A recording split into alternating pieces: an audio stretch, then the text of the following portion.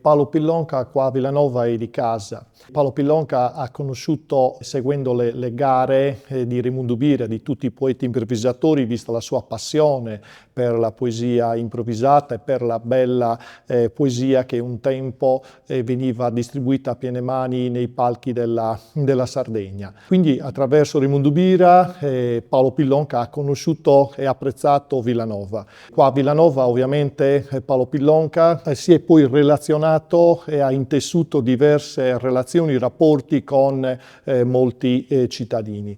Anche qua a Villanova Paolo Pillonka a suo tempo venne omaggiato, lui è omaggiato anche noi, della cittadinanza onoraria, e poi successivamente, dopo appunto la sua morte, gli è stata dedicata anche una piazza. Quindi abbiamo una piazza Paolo Pillonka anche qua a Villanova Monteleone. Paolo ha sempre collaborato con Villanova in diverse iniziative, anche nel premio appunto Poesia improvvisata Raimondo Piras, ma poi ha coltivato proprio amicizia anche in seno alla famiglia di Raimondo Piras.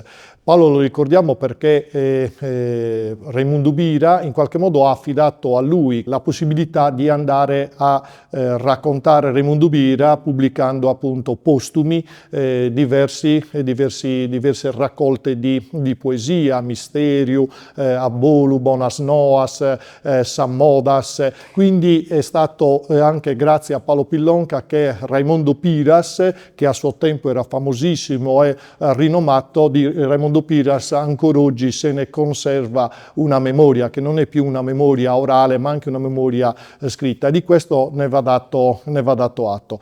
Quindi noi siamo grati a Paolo Pillonka per quanto ha fatto per Raimondo Piras, ma quindi di riflesso per Villanova Monteleone. Quindi Paolo per noi non solo è un grandissimo intellettuale, giornalista, ma è anche e soprattutto un figlio del nostro paese.